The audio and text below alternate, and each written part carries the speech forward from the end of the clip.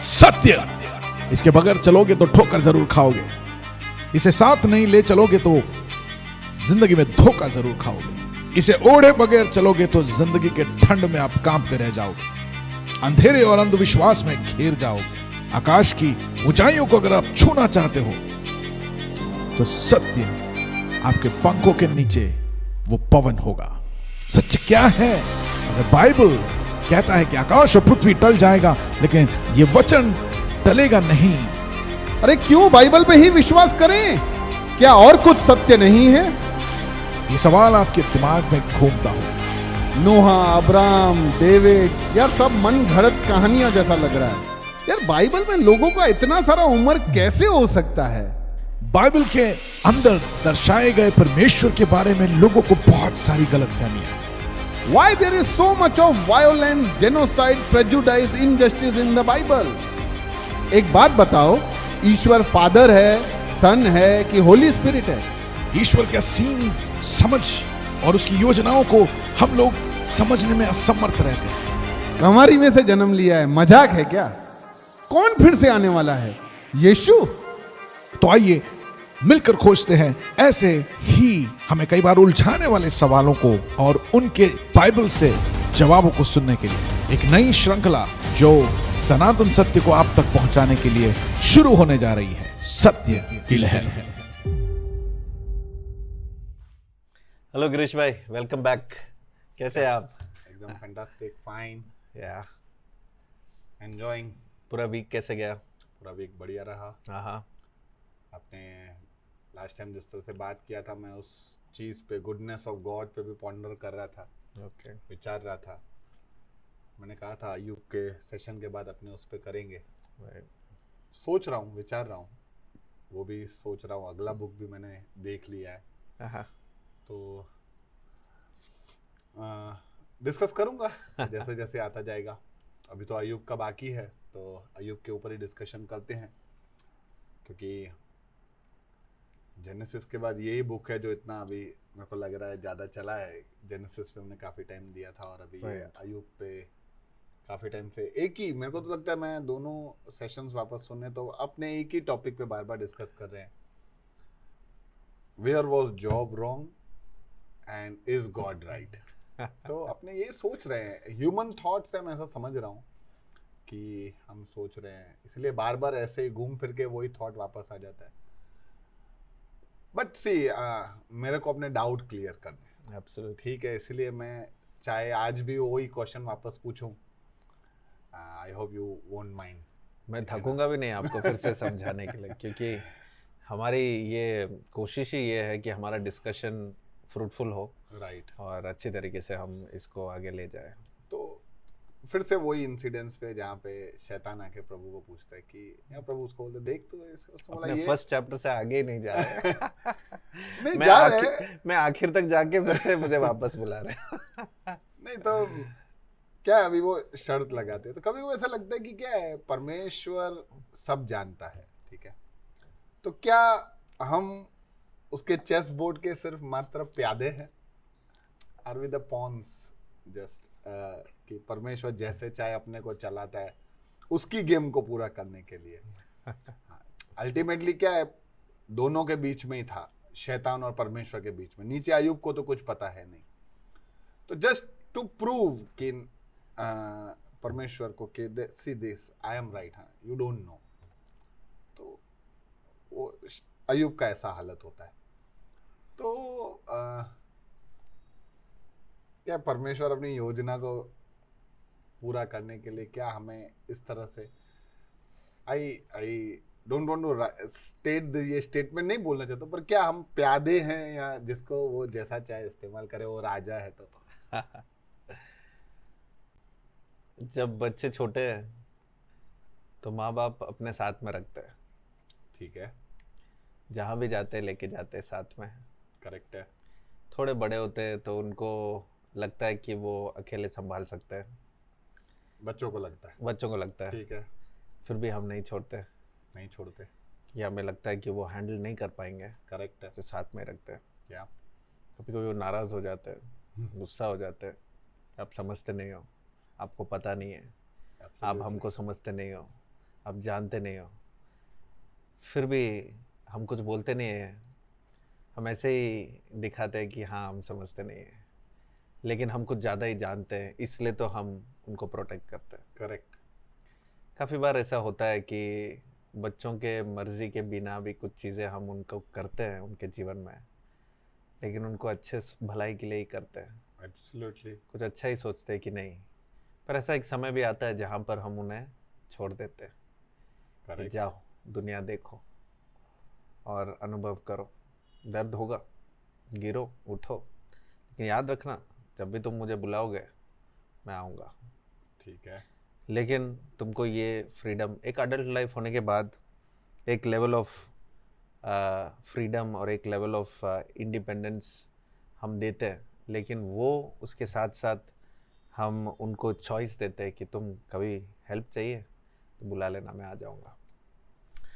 इस प्रकार से जब हम नेचुरली ये सब चीज़ें करते हैं, हम क्यों करते हैं ये सब? क्योंकि परमेश्वर का जो कैरेक्टर है वो हमारे अंदर थोड़ा सा परमेश्वर ने डाला है, और हम भी ऐसे ही अपने बच्चों से व्यवहार करते हैं जैसे हमको जितना मुश्किल लगता है हमारे परमेश्वर से, एक बच्चे को इतना ही मुश्किल होता है जब वो बड़ा होता है अपने माँ बाप से। ओके। और जो अनुभव है, काफ़ी सारी चीज़ें हैं जो एक्सप्लेन नहीं कर सकते। आप अच्छे तरीके से अगर सोचेंगे तो बच्चे कुछ ऐसे सवाल पूछते हैं, माँ बाप एक्सप्लेन नहीं कर पाते।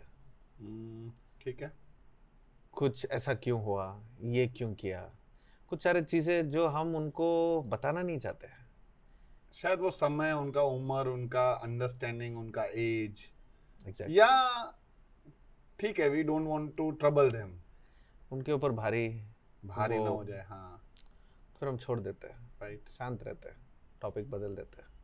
परमेश्वर भी कुछ सारी चीज़ें ऐसे करता है क्योंकि वो जानता है हम कितना हैंडल कर सकते हैं। उसने हमें पैदा किया है, हम उसके बच्चे हैं। वो जानता है एग्जैक्टली कि हमको, हमारे माँ बाप से ज़्यादा वो जानता है कि हमारा जो कैपेसिटी है वो क्या है, कितना हद तक हम समझ सकते हैं, कितना हद तक हम एक सिचुएशन को हम हैंडल कर सकते हैं अपने जीवन में। इसलिए परमेश्वर से हमें बस यही करना है कि भरोसा करें कि परमेश्वर हमारे जीवन में, हालेलुया, जब हम कहते हैं, हम स्तुति करते हैं और हम उसकी आराधना करते हैं, तब हमें वो रिश्ता हम उसके साथ बनाते हैं। और फिर ये सारी बातें मैं इसलिए कह रहा हूँ कि एक ऐसा एक भरोसा हो जाता है हमारे स्तुति और आराधना में, उसके रूप में हम ऐसे अपने एक्सप्रेशन, हम अपने भावनाओं को दिखाते हैं। और परमेश्वर पे अल्टीमेटली यही है कि हमें पता है कि अगर वो कुछ करेगा तो वो हमको ज़रूर संभालेगा, क्योंकि वो हमारा जो पिता है और हम उसको भरोसा कर सकते हैं, जैसे बच्चे हमारे ऊपर भरोसा रखते हैं। कुछ सारे ऐसी चीज़ें जो हमें पता है कि डेंजर है, लेकिन बच्चों को कभी समझ में नहीं आता है, हम बचा लेते हैं, उठा लेते हैं। उनको गुस्सा आता है, चलेगा तुम गुस्सा कर लो, लेकिन हम ये करेंगे क्योंकि हमें तुम्हें बचाना है। हम जानते हैं कि ये आग कितना डेंजरस है और ये पानी कितना ज़ोर से बह रहा है, तो तुम्हें बचाना बहुत ज़रूरी है। इसीलिए हम इसको हम अच्छी तरीके से समझे कि हमें जो अल्टीमेट, जो मैंने आपको पहले बार भी कहा, अभी भी कहा, आज भी मैं कह रहा हूँ कि हमें उस पर भरोसा करना है। You trust him. सही बात है। हाँ, नहीं नहीं, ऐसा नहीं। आप जिस तरह से पूरा लेके आए, it was great, it was good, we understand. पर कभी क्या है, मैं फादरली हार्ट समझूं तो फिर वो बच्चों को शायद ऐसा लगता होगा कि ये मेरे को क्या समझ के रखा है तुमने। ठीक है, मैं तुम्हारा कोई सर्वेंट या नौकर हूँ, या तुम जैसे चाहो वैसे करते हो। बट फादरली हार्ट से देखे तो वो ऐसा है नहीं। तो सेम थिंग आई थिंक ये कनेक्शन से होता होगा। पर कभी कभी क्या होता है, कभी अपनी जिंदगी में ऐसे सब परिस्थितियां चलती होती है ना, तो कुछ लोग, ये भलाई है, वो परमेश्वर भला है, अच्छा है, तो भी कुछ भी बोल देते हैं, गुस्सा करते हैं, नाराजगी दिखाते हैं। नाराजगी दिखाते हैं। क्या इज इट ओके कि हम परमेश्वर से नाराजगी दिखाए? See it's fine as long as आपका जो भावना है, आपका जो थॉट प्रोसेस है, आपके जो मन की जो सारी सोच और विचार है, वो सब परमेश्वर के सामने लाना, वो रियल है। और वो रियलिटी अपने रियल से परमेश्वर के सामने आए और परमेश्वर से कुछ ना छुपाए, तो वो सही है। और इसलिए परमेश्वर ने कहा कि अय्यूब, मुझे अच्छा लगा तुम कैसे आए मेरे पास, तुम सही हो। जबकि अय्यूब ने बीच बीच में उसने गुस्सा भी किया, उसने नाराजगी भी दिखाया। राइट। उसने कहा परमेश्वर नहीं संभालता है दुनिया को, अगर वो संभालता है तो मुझे जवाब क्यों नहीं दे रहा है। ऐसे सारे मुश्किलें और वो सवाल, वो डेप्थ, आप समझे, इतना दर्द, इतना सिचुएशन ऐसा है उसका, कितने दिन से पता नहीं, हम जानते नहीं कि कितना दिन, कितना टाइम लगा होगा ये शुरुआत और अंत के बीच में, पहला चैप्टर और लास्ट चैप्टर के बीच में। पर जितना भी समय लगा, हम सोच के देख सकते हैं कि ये इतना हद तक आ गया कि बीच में उसका कंफ्यूजन्स और उनके सवाल। लेकिन बीच बीच में आप देखेंगे तो इसका, ये मैंने आपको पहले बार कहा था कि अय्यूब का बहुत सारे मूड स्विंग्स हो रहे हैं, अप्स एंड डाउन्स थे। कि स्टार्टिंग में कह रहा है या मेरा परमेश्वर है मेरे साथ, फिर कह रहा है कहाँ है परमेश्वर, फिर कह रहा है परमेश्वर है, वो मुझे बचाएगा, वो न्यायी है, फिर कहता है वो न्याय नहीं है, अगर होता तो ऐसा क्यों होता। तो ये सारे उसके रियल एक्सप्रेशंस को, भावनाओं को सामने लाता है। परमेश्वर को अच्छा लगता है क्योंकि ultimately he is coming to God. परमेश्वर को छोड़ के नहीं गया वो परमेश्वर के पास आके वो सवाल पूछ रहा है, वो परमेश्वर से मांग रहा है। देखिए, सवाल पूछने में भी तरीके होते हैं जो मजाक में सवाल पूछते हैं दूसरों को नीचे करने के लिए, या जो सवाल पूछते हैं जिसको उत्तर जानने की मतलब उनको इच्छा ही नहीं है कि तुम जवाब दो, लेकिन सवाल पूछते हैं। पर ये सवाल जो है, ये एक डेस्परेट सवाल है कि परमेश्वर, मुझे जानना है कि असलियत में हो क्या रहा है, कि ऐसा कैसे हो सकता है। ये तो मेरे डॉक्ट्रिन या मेरे समझ के बाहर है, मैं आपको समझ नहीं पाया। ये भी होता है, ऐसे भी हो सकता है, ये भी मैंने किसी के जिंदगी में देखा नहीं। यही तो बात हम समझा रहे हैं कि कोई भी किसी भी जिंदगी में ना होते हुए भी अगर कुछ जीवन में, हमारे जीवन में ऐसा हो जाता है जिसका पॉइंट ऑफ रेफरेंस है ही नहीं, कि हम किसी से देखें, किसी का जीवन देखकर बोले कि अच्छा इसके लाइफ में हुआ ना, चलो हम भी फिर वेट कर सकते हैं। ऐसा पॉइंट ऑफ रेफरेंस ना होने पर भी हमें परमेश्वर पे भरोसा रखना है। विश्वास का जो असली जो टेस्ट है, फर्क, वो ये सिचुएशंस में आता है कि आप ट्रस्ट करो परमेश्वर को। और करे क्यों? जब सब कुछ ठीक चल रहा है तो उसका मतलब क्या है कि सब कुछ ठीक चल रहा है और फिर मैं कह रहा हूँ कि मैं परमेश्वर पे भरोसा करता हूँ, इसलिए ये सब हो रहा है। तो इट्स ओके, लाइट वेट।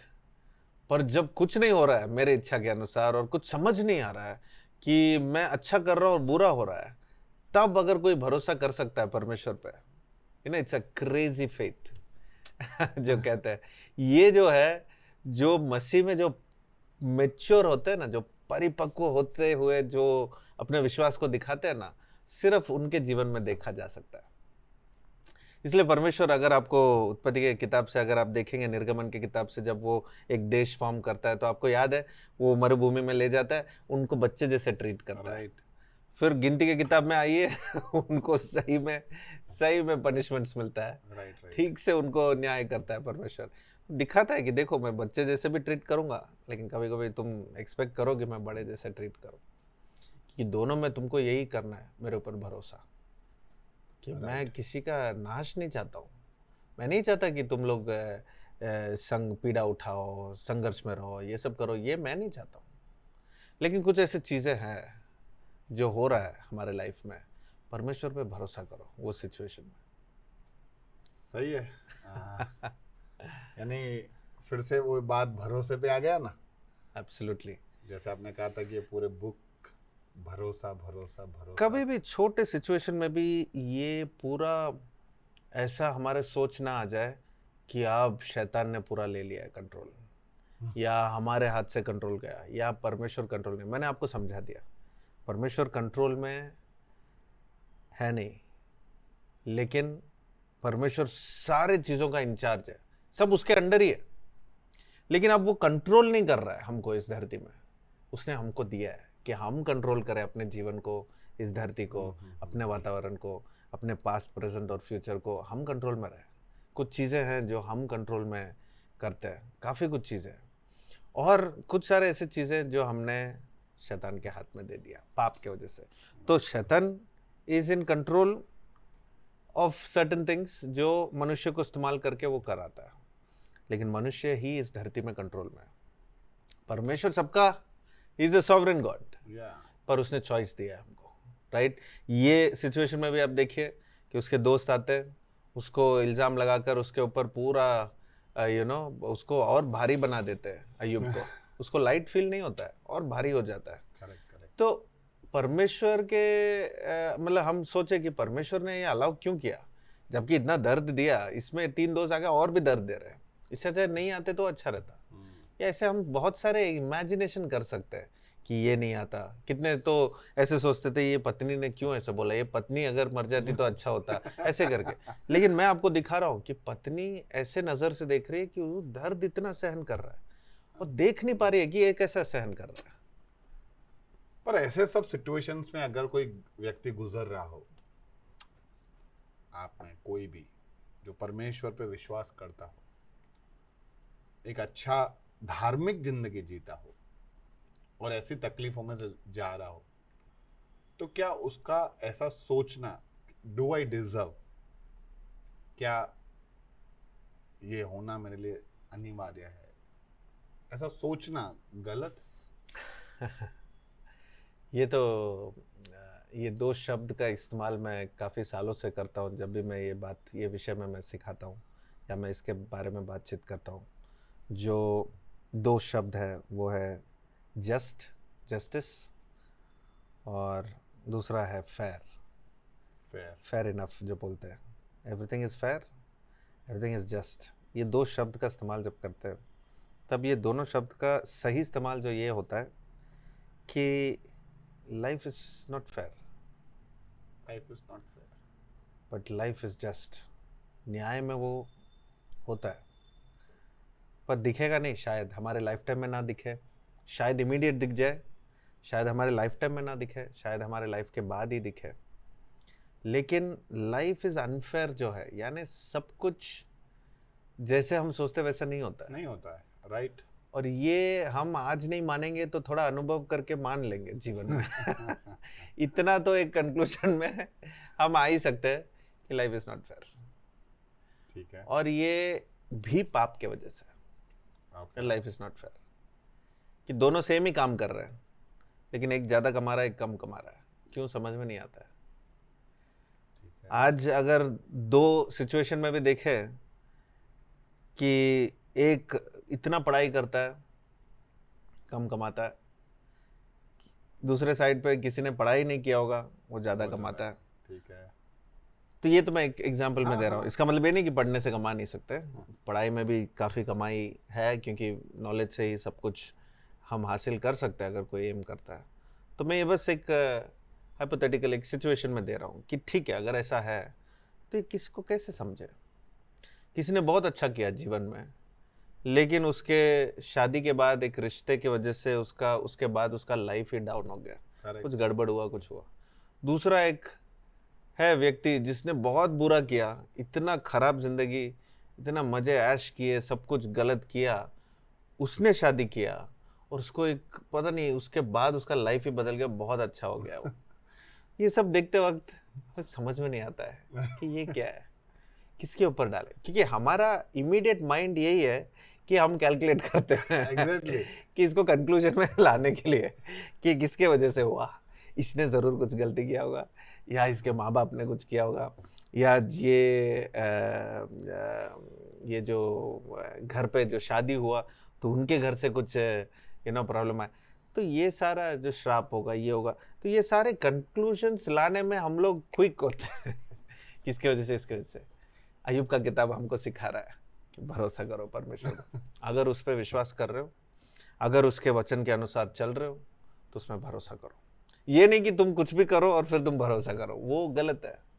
पर तुम सही चल रहे हो, जैसे अय्यूब सही में चल रहा था, सही मार्ग में चल रहा था, उसको परमेश्वर यही कहता है कि तुम ठीक है, तुमने सहन किया, तुम जो कुछ सवाल तुमने पूछे, मुझे अच्छा लगा कि तुम आए मेरे पास, लेकिन मुझ पे भरोसा करो क्योंकि तुम मुझे नहीं जानते।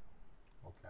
ये मैंने आपको पहले भी कहा कि अय्यूब को परमेश्वर कहता है कि तुम मुझे नहीं जानते, जबकि मुझे जब पता चला कि अय्यूब कितना जानता है तो मुझे लगा मैं इतना नहीं जानता था जितना अय्यूब परमेश्वर के बारे में जानता है, लेकिन परमेश्वर उसको कह रहा है कि तुम नहीं जानते मुझे। राइट। तो फिर मुझे बस एक ही मन में आता है कि मैं परमेश्वर को और जानूं। और मैं यही आपको भी बताना चाहता हूँ कि जब ये सारे सिचुएशंस में हमको कुछ समझ में नहीं आता है ना, जब हमें लगता है कि ये क्यों हो रहा है, ये कैसे हुआ, ये किस लिए हुआ, ये कहाँ से आ गया, तो हमें वो टाइम में, अगर मैं ओवरऑल अगर एक बात आपको बताऊं तो मैं यही बताऊंगा कि परमेश्वर को जान लो, क्योंकि परमेश्वर को जानने के बाद आपको ये सारे चीज़ें आपको बहुत हल्का लगने लगेगा, क्योंकि ऐसे और बड़ी बड़ी बातें हैं जिसके विषय में आपको सोचना मजबूर हो जाएगा उसके बाद, क्योंकि परमेश्वर को जानना ज़रूरी है। ओके। बस मानने से काफ़ी नहीं। अगेन हम वही बात में आ जाते हैं जो हम पहले बात किए थे कि सिर्फ मानने से काफ़ी नहीं है, जानना ज़रूरी है। रिश्ता बनाओ, तब आप जान लोगे कि ऐसा क्यों हो रहा है। सही है। लास्ट चैप्टर में, सेकंड लास्ट चैप्टर में एक अजीब से प्राणी है, क्या है यार, लेवियाथान करके, उसके बारे में कोई डिस्क्रिप्शन है। What is that? ये क्या है? ये बाइबल में इसका यूज़ हुआ है, सिर्फ यहाँ नहीं, एल्सवेयर भी हुआ है, दूसरे जगह में भी हुआ है। ये एक ऐसा एक डेंजरस क्रीचर को दिखाया गया है जो परमेश्वर कह रहा है कि ये मैंने बनाया है। और तुमने जाना इस क्रीचर के बारे में, यानी इस जानवर के बारे में तुमने जाना है, तुमको पता है ये कैसा है, ये भी मैंने बनाया है। तो परमेश्वर ये बता रहा है कि ऐसे बहुत सारे चीज़ें हैं इस सृष्टि में जो तुम समझते नहीं हो, तुमको पता नहीं है। अच्छा। तुम मुझे जानते नहीं हो, क्योंकि आदि में जैसे हम उत्पत्ति की किताब में पढ़ते हैं, परमेश्वर कहता है कि जो कुछ उसने बनाया उसने बोला अच्छा है। राइट। तो ये लिवियथन जैसे एक जायंट क्रीचर है, एक बड़ा एक प्राणी है। राइट, उसके बारे में इसका डिस्क्रिप्शन, और फिर इसके साथ एक और भी एक एनिमल का डिस्क्रिप्शन किया गया है, जो अगेन एक दूसरा एक मैमल के रूप में एक बेहमोत करके एक बड़ा एक एनिमल का नाम दिया गया है।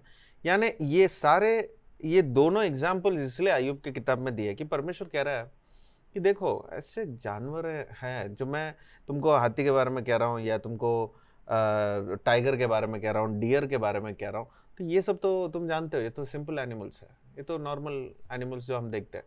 पर ऐसे भी एनिमल्स है जिसके बारे में तुम जानते भी नहीं हो, और मैंने बनाया है। और आज इतिहास में देखे और आज भी अगर दुनिया में देखे तो ऐसे बहुत सारे जगह है जो हमने एक्सप्लोर किया ही नहीं है। राइट। और इतिहास में ऐसे बहुत सारे हमको हड्डियां मिले जिसके बारे में हमको पता नहीं है ये सारे एनिमल्स कहाँ से है। जैसे डायनासोर्स का एग्जांपल ले लो, कि हमने अपने आंखों से देखा नहीं है, लेकिन हम देखते उसके हड्डियां है धरती में, फॉसिल बनकर है। तो कुछ सारे चीजें परमेश्वर कह रहा है कि देखो तुम जानते नहीं हो मेरे बारे में, मैंने ये दुनिया को कैसे बनाया, कैसे चलाता हूँ। तुम ये मत समझो कि न्याय है तो किसी ने गलत किया तो उधर ही खत्म, किसी ने अच्छा किया तो उधर ही उसको उठा दिया। तो ऐसा नहीं चलता है दुनिया। ऐसे तुम जैसे समझते हो ना कि ये हुआ तो ये हुआ, ये हुआ तो ये हुआ, अगर देखना है तो परमेश्वर इनडायरेक्टली ये बता रहा है कि अगर मुझे न्याय करना है एक ही बार में, तो तुम कोई नहीं होता इस दुनिया में क्योंकि गलतियां सब कर रहे हैं, कर चुके हैं, या कहीं ना कहीं एक बार तो करते हैं। राइट। तो हमको ये कोशिश करना है कि परमेश्वर हमारे जिंदगी में हमको कैसे उपयोग कर रहा है, कैसे हमें चला रहा है, और हमारे जीवन में से हमको क्या सिखा रहा है, हमारे जो सिचुएशंस जो आ रहे हैं उसमें से हम क्या सीख पा रहे हैं, और हमारा भरोसा कितना बढ़ रहा है उसमें। अगेन वही वर्ड में आ जाऊंगा, भरोसा, क्योंकि परमेश्वर के ऊपर भरोसा रखना भी एक एग्जाम के समान है, एक लेवल ऑफ एक कोर्स के समान है कि तुम ये कोर्स कंप्लीट करो, भरोसे का कोर्स। ये लाइफ का कोर्स है, भरोसे का कोर्स, क्योंकि ऐसे बहुत सारे चीज़ है। परसों भी मैं एक व्यक्ति से बात कर रहा था, और वो व्यक्ति ने मुझे कहा कि बहुत सारे साल के बाद मैंने वो व्यक्ति को मैंने मैसेज किया था कि मैं तुम्हें याद कर रहा था और मैं तुम्हारे लिए प्रार्थना कर रहा हूँ आज। तो फिर उसने ऐसा जवाब दिया कि मेरे लोगों ने, मेरे चारों ओर तुम्हारे जैसे लोगों ने सब मेरा मजाक उड़ाया और बस मैंने हाथ खड़ा कर दिया और मैंने विश्वास छोड़ दिया, अब मैं विश्वास नहीं करता हूँ। तो जब मैंने वो मैसेज पढ़ा मुझे लगा कि एक मजाक किया और तुमने विश्वास छोड़ दिया, यानी तुम्हारा विश्वास सबके मजाक ना करने की वजह से था या जो भी सिचुएशंस होगा, हम परमेश्वर पे अपने भरोसे को कैसे छोड़ सकते हैं?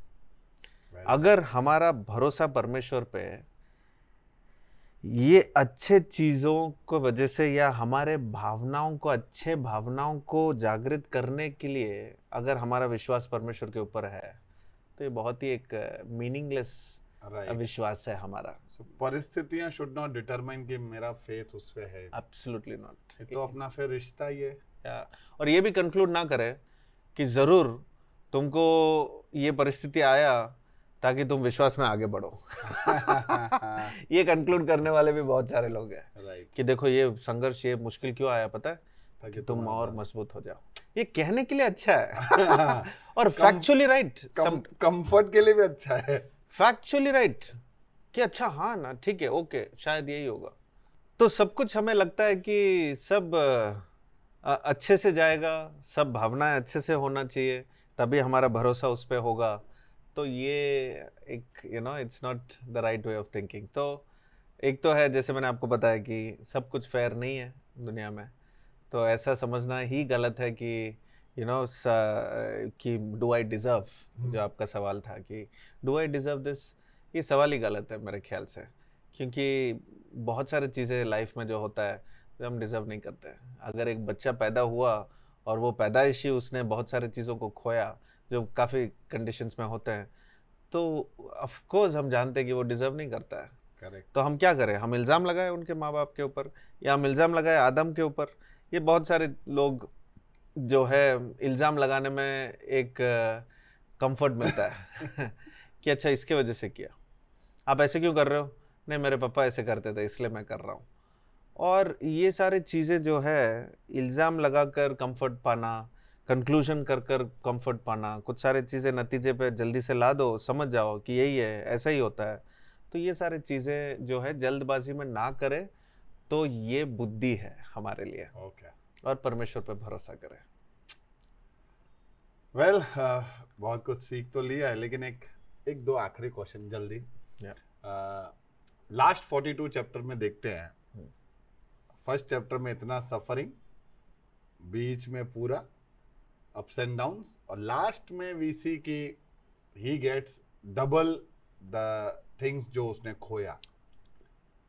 तो क्या हम इसको ऐसे लॉ ऑफ कर्मा की तरह कि जो तुमने भलाइयां की है वो घूम के तुम्हारे पास वापस आएगी ही, ठीक है, या जो तुमने अच्छा बोया है तो तुम अच्छा ही काटोगे।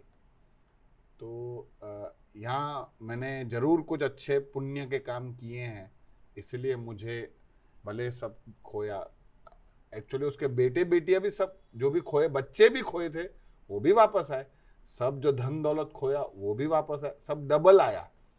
तो क्या हम ऐसा सोच सकते हैं कि अगर ईश्वर कुछ लेता है तो दुगना या कुछ भी, what ever, I don't know कैसे लेने का ये परमेश्वर हमें आशीष देता है, ये सच है, तो देता है, ब्लेसिंग्स देता है, ठीक है। परमेश्वर क्या हमारे जीवन में वो उन्नति ला सकता है, वो ला सकता है, ठीक है। अगर वो आशीषों को ला सकता है, उन्नति ला सकता है, अच्छा स्वास्थ्य दे सकता है, बहुत सारे चीज़ों को फिर से वो वापस 2 गुना 10 गुना 100 गुना वो दे सकता है, सच है, ठीक है। लेकिन आपने जो शब्द का इस्तेमाल किया कर्मा, हाँ।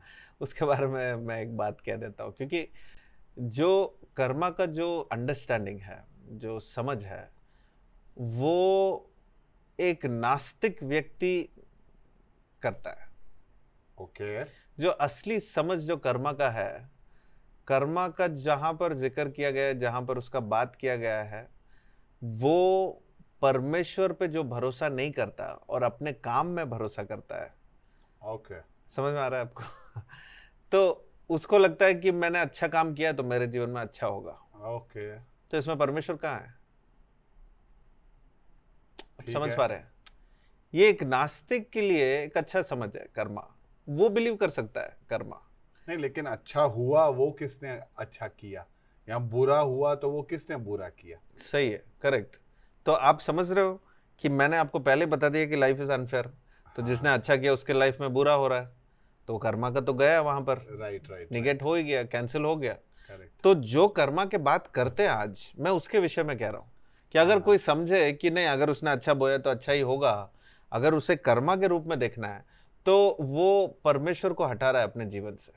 वो एक एथिस्ट है, एक नास्तिक है, जो कह रहा है कि परमेश्वर है ही नहीं, ओके, तो वो कर्मा पे विश्वास करता है। तो वो बात सही है, पर आप परमेश्वर पे विश्वास करो, भरोसा करो, और कर्मा पे विश्वास करो, ये दोनों चीजें को एग्जिस्ट हो ही नहीं सकता।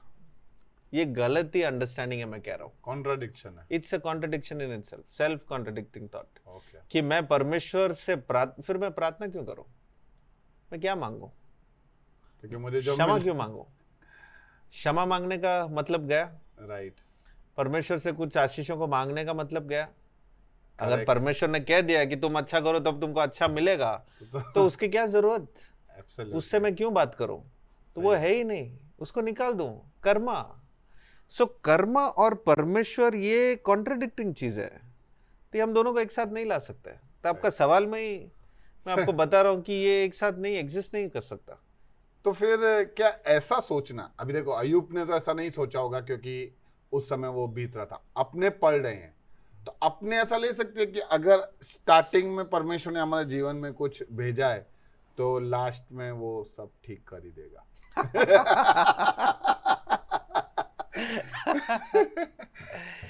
विशेष अच्छे है। भरोसा करना है, भरोसा करना। चाहे वो एक दिन भी हो कि उसने पूरी जिंदगी गलती की। जैसे यीशु मसीह के बगल में एक चोर था, हाँ, जो क्रूस पर लटक रहा था। अच्छा। 2 चोर थे उसके, एक साइड और दूसरे साइड में।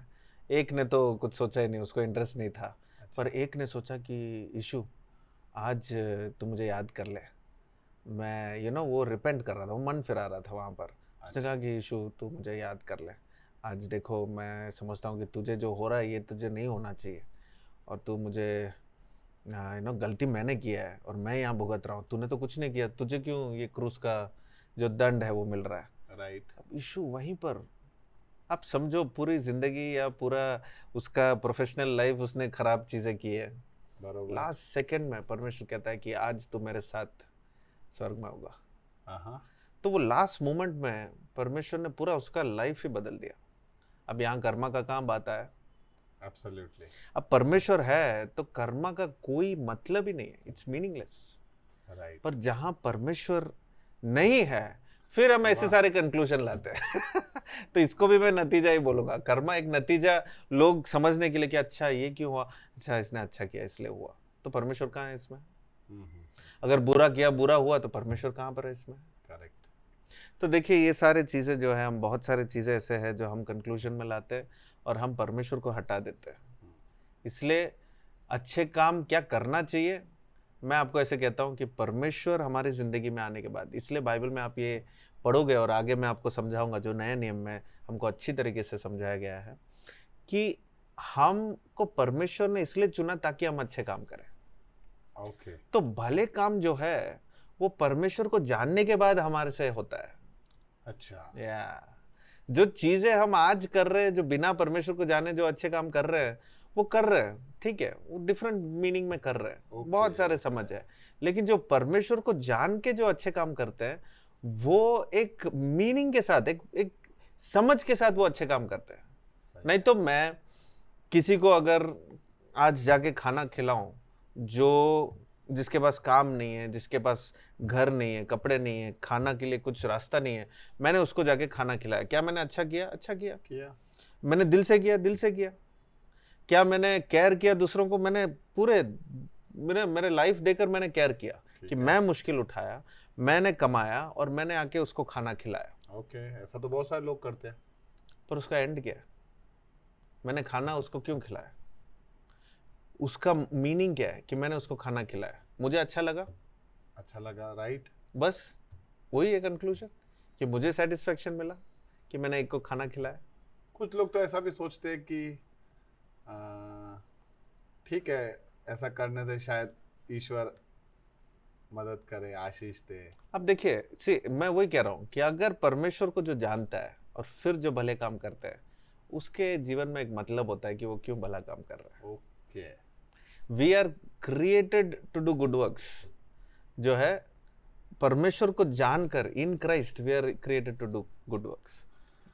और ये सारी बातें हम आगे पढ़ेंगे, समझेंगे कि ये कैसे गुड वर्क्स को करके हम अच्छे काम कर कर परमेश्वर के पास आए, या परमेश्वर के पास आने के बाद हम अच्छे काम करें। ओके, ये भी एक नजरिया हमको देखना जरूरी है लाइफ में। तो ये बात को हम समझ ले कि अच्छा करना तो सवाल ही नहीं है, करना तो चाहिए। ओके, ये तो बात ही नहीं है कि मैंने बुरा किया, मैंने अच्छा किया, ये तो सवाल ही नहीं है। अगर आप परमेश्वर को जानते हो तो आपको अच्छा ही करना है। ओके। वेल, आखिरी सवाल है। अभी देखो, अयूब ने तो इतना सफर किया, अभी समझो मैंने तो इतना सफरिंग किया नहीं है, देखा भी नहीं है। मैं इस पुस्तक से क्या सीख सकता हूं? मैंने भरोसा? वो तो आपने सीख लिया है। मैंने आपको दोस्तों के बारे में कहा राइट, कि दूसरों को कैसे हम सांत्वना दे सकते हैं, या कंफर्ट, या Right. दूसरों के साथ कैसे खड़े होना है, वो बात सीख सकते हैं। तो एक सुनना चाहिए जब कोई बी ए व्यक्ति। गुड लिसनर, ओके, अच्छी तरीके से सुनना। जल्दबाजी में बोलकर ख़त्म मत करो कि ये इसलिए हुआ होगा, ये वैसे ही हुआ होगा, तुम ये बात समझो, ये है मतलब, तुम ऐसे क्यों गुजर रहे हो क्योंकि ये हुआ है। ऐसे सारे एडवाइस ठीक फ्री है। में या जल्दबाजी में मत देना। सुनना। सुनिए, बैठकर सुनिए, जानिए उनके भावनाएं क्या है, उनके सोच क्या है। पहले सामने वाले इंसान को जानना ज़रूरी है कि सही वो है। क्या हो रहा है उनके लाइफ में। और फिर एक पत्नी के रूप में भी मैं बता सकता हूँ कि उनका नज़रिया कैसे था, वो कैसे सहन करके वेट किए, उन्होंने कैसे सहन किया। आप समझ सकते हैं कि एक तो है एक शरीर में दर्द सहन करना और ये सब देखकर सवाल पूछना। अब ये सारी बातें तो ठीक है, अब पत्नी के नज़रिए से देखिए कि उसका सवाल कहीं पर लिखा भी नहीं है, उसके मन के दर्द को किसी ने समझा भी नहीं है। सही है। और माँ का दर्द जो है बच्चे को खोना, वो क्या हुआ होगा उसके मन में, कितने सारे चीज़ें गुजरी होगी उसके मन में। सीधा इल्ज़ाम लगा देते, पहले अध्याय पढ़ते, देखो पत्नी कैसे मर जाओ बोल रही है पति को, तो उसको बुरा एक पिक्चर दे देते हैं। लेकिन आप सोच सकते हैं, समझ सकते हैं कि उसका भी दर्द है, और उसके बाद वो फिर इतने बच्चों को पैदा करती है पति के साथ मिलकर। हाँ, यानी आप समझो आप कितना दर्द सहन करके उसने फिर से एक उसके अंदर आशा आया होगा कि हम फिर से एक परिवार, फिर से बच्चे पैदा कर सकते हैं, चाहे हमने इतना खोया हो। परमेश्वर का बात सुनना और पति के साथ एक साथ चलना, एक पति पत्नी को कैसे एक साथ चलना है, इतने मुश्किलों का सामना करने के बाद एक नया जीवन, एक नया चैप्टर खोलना कि नहीं अब हम परमेश्वर। अब देखो, परमेश्वर ने आशीष दिया, आखिरी चैप्टर में लिखा है कि उसने डबल किया, ये किया वो, Right. पर वो डबल डबल ऐसा सुबह उठ के डबल नहीं हो गया। एब्सोल्युटली। यार, ये तो मैंने सोचा ही नहीं, इतने सारे बच्चे हुए एक तो। एक बच्चे 10-10 महीने में, हाँ, right, एक एक right. साल में एक एक बच्चे, और ये बड़े हुए। बाइबल में लिखा है कि सबसे बेस्ट और सुंदर थे ये बच्चे। राइट, और आप समझो कि ये डबल ब्लेसिंग जो है ओवरनाइट नहीं हुआ। सुबह उठते ही इतने सारे एनिमल्स आ गए, उनके फ्लॉक्स आ गए, डोमेस्टिक एनिमल्स आ गए, ये नहीं है, टाइम लगा, एक एक कर कर, एक एक कर कर, एक एक कर कर उसको संभाला, एक होप। तो मैं सोचता हूँ ये पूरे पीरियड में भी उसने भरोसा नहीं छोड़ा होगा। You got the word. Yes. एक एक सिचुएशन में। और भरोसा, जब कोई बात करने के लिए जगह मिलता है, और भरोसा तब भी जिसको बात करने का मौका ही नहीं मिला, उसकी पत्नी, राइट राइट राइट। उसको भी भरोसा। अगर वो भरोसा नहीं करती तो वो लास्ट तक रहती नहीं और ये आशीषें देखती नहीं। तो आप समझो बहुत सारे लेसन्स है करेक्ट। जो हम यहाँ से सीख सकते हैं, और इनके ऑब्जर्वेशन से, इनसे बहुत सारे बातें हैं जो हम जान सकते हैं। मैं तो कहता हूँ कि आप फिर से पढ़िए। अब इन बातों को हम डिस्कस करने के बाद अब जब पढ़ोगे तो आपको ये बुक और अच्छे क्लैरिटी में आपको समझ में आएगा। बहुत ही अच्छा रहा, बहुत ही कुछ सीखने को मिला, और अमेजिंग, वर्ड्स नहीं है पर बहुत मजा आया। और थैंक यू भाई थैंक यू गिरीश भाई, इस सब के लिए। God bless you. ठीक है, मिलते हैं अगली बार। या सत्य, इसके बगैर चलोगे तो ठोकर जरूर खाओगे। इसे साथ नहीं ले चलोगे तो जिंदगी में धोखा जरूर खाओगे। इसे ओढ़े बगैर चलोगे तो जिंदगी के ठंड में आप कांपते रह जाओगे, अंधेरे और अंधविश्वास में घिर जाओगे। आकाश की ऊंचाइयों को अगर आप छूना चाहते हो तो सत्य आपके पंखों के नीचे वो पवन होगा। सत्य क्या है? अगर बाइबल कहता है कि आकाश और पृथ्वी टल जाएगा लेकिन ये वचन टलेगा नहीं। अरे क्यों बाइबल पे ही विश्वास करें? क्या और कुछ सत्य नहीं है? ये सवाल आपके दिमाग में घूमता हो। नोहा, अब्राहम, डेविड, यार सब मन घड़त कहानियां जैसा लग रहा है। यार बाइबल में लोगों का इतना सारा उम्र कैसे हो सकता है? बाइबल के अंदर दर्शाए गए परमेश्वर के बारे में लोगों को बहुत सारी गलतफहमियां। Why there is so much of violence, genocide, prejudice, injustice in the Bible? एक बात बताओ, ईश्वर फादर है, सन है कि होली स्पिरिट है? ईश्वर के असीम समझ और उसकी योजनाओं को हम लोग समझने में असमर्थ रहते हैं। कमारी में से जन्म लिया है, मजाक है क्या? कौन फिर से आने वाला है? यीशु? तो आइए मिलकर खोजते हैं ऐसे ही हमें कई बार उलझाने वाले सवालों को और उनके बाइबल से जवाबों को सुनने के लिए एक नई श्रृंखला जो सनातन सत्य को आप तक पहुंचाने के लिए शुरू होने जा रही है, सत्य की लहर।